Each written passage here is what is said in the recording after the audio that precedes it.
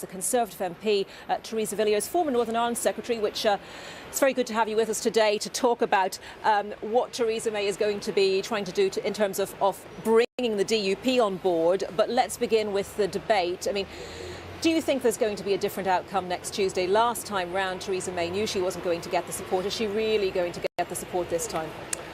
I think there isn't the support in Parliament to get this deal through. It has significant flaws, and that's the reason why I can't vote for it, and I know that a number of my colleagues feel the same way. So whenever the vote takes place, I think the outcome will be that it is defeated. And any conversations that the Prime Minister has between now and next Tuesday with other European leaders, will those only result in new forms of words but nothing substantial in your opinion? What we need are changes to the text of the draft treaty to change it significantly in relation to the so-called Irish backstop, to the role of the European Court of Justice, and also to make paying at least some of the 39 billion conditional on our future economic relationship. Those kind of changes are still achievable, but I think they're more likely to come, if they are going to come from the EU, after the deal is voted down. There's no sign of any flexibility from the EU in the two or three days before the vote's due to take place. Is there any sort of flexibility from those who want to see, if needs be, a no-deal Brexit? Do you think any of those MPs could be brought on board? You yourself have said you won't vote for the Prime Minister's plan as it stands, but do you think there would be enough people out there whose minds could be changed to avoid a no-deal? The events in Parliament yesterday would suggest that. There doesn't seem to be a sign that opinion has changed in any significant way since the debates before Christmas.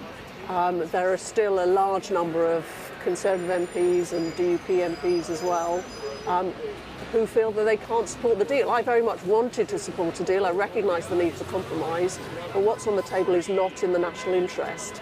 So it's important that the Prime Minister seeks better terms from the EU, and ultimately, if they're not prepared to give us those better terms, then we have to be prepared to leave without a deal on WTO terms. Would you accept an extension of Article 50? I don't think that would be a wise move. Parliament's legislated to leave on the 29th of March. I think we need to get on with this. More time isn't going to solve it, you're saying? I believe that we should respect the result of the referendum. A significant majority of MPs, 498 or so, voted to table Article 50. We've legislated to leave on the 29th of March. We should get on with it. Let's look in a bit more detail, if we may, at those proposals that Theresa May is putting forward to the DUP. The DUP has already called them meaningless, but do you think they have any merit? It includes a proposal to give Stormont the power to veto any EU regulations. Now, let's pretend for a moment that Stormont was up and running. It hasn't been for 2 years, but, you know, do you think that has some merit?